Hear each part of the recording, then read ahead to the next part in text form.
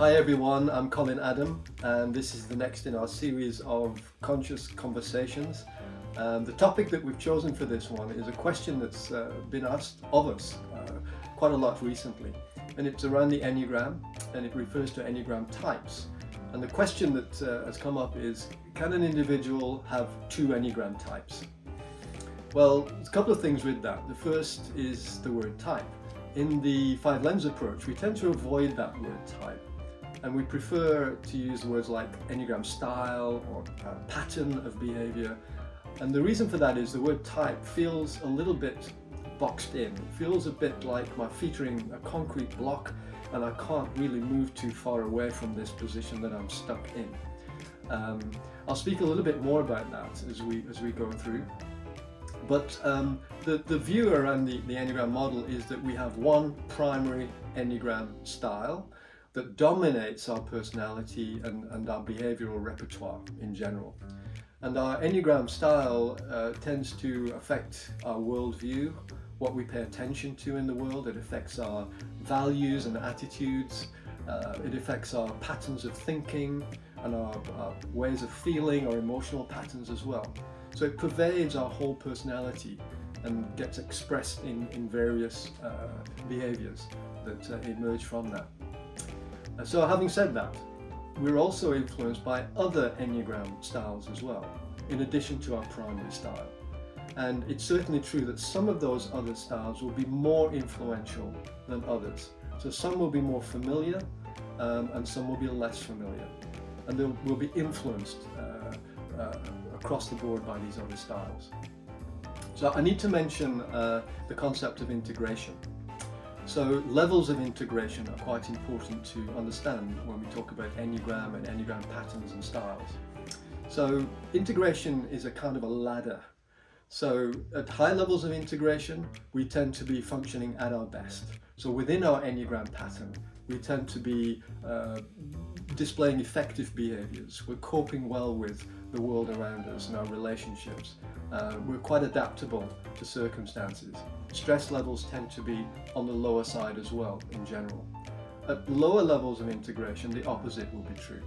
We would tend to be more stuck in our fixated patterns of behavior, particularly the worst aspect of our primary Enneagram style. Behaviors tend to be kind of less healthy in a way. Life is more difficult. We're probably feeling more stressed. It's more difficult to cope with life and what's happening around us at low levels of integration. So clearly it's better to be at the high level of integration. And that, in the five lens paradigm, is determined by the first two lenses in our model. One is personal mastery, and there are 6 sub-factors to that. And that's a great measure of effectiveness in the world and how quickly we adapt and how quickly we learn. Emotional resilience is the second lens, which has a relationship to stress. So the more resilient we are, the easier it is to adapt to changing circumstances, the easier it is to take on life challenges and get through them. There's more sort of creativity in our thinking. We can change and adapt and come up with good solutions. So at high levels of emotional resilience, stress tends to be contained quite well. Although we do get stressed at certain times, we're not stuck in a high stress context. At low levels of emotional resilience, the opposite will be true. So this might be somebody who is quite burdened with stress. Life will be very difficult. Coping mechanisms would not be easily accessed to get through the challenges that one is faced with in life. So clearly, high integration is a better place to be than low. The thing about that as well is that at high integration, we tend to be more adaptable and flexible and less fixated, less stuck in our primary Enneagram style. So we can more easily access behaviors from the other 8 Enneagram patterns.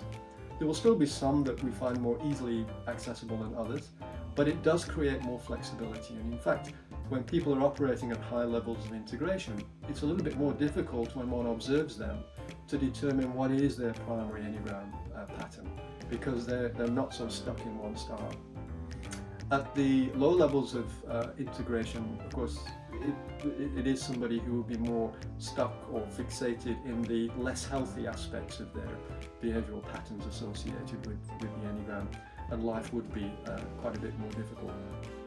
So in summary, our view is that as individuals we have a primary Enneagram style or pattern that is central to our personality and will sort of pervade our behavioural repertoire. At high levels of integration, however, coping mechanisms are good. We're functioning at our best, in our best version of self, as it were. We're more adaptive, more flexible, able to cope with what life throws at us fairly comfortably in a less stressed situation. At low levels of integration, the opposite will be true. We are more stuck, and in a way that's where we become typed at the low levels of integration, because our primary Enneagram style is more obvious, but it tends to be displayed at the less healthy aspect of the style. So life is more difficult, it's more challenging to adapt to new circumstances, relationships might be challenged more, and certainly stress levels would be higher in general at that sort of level.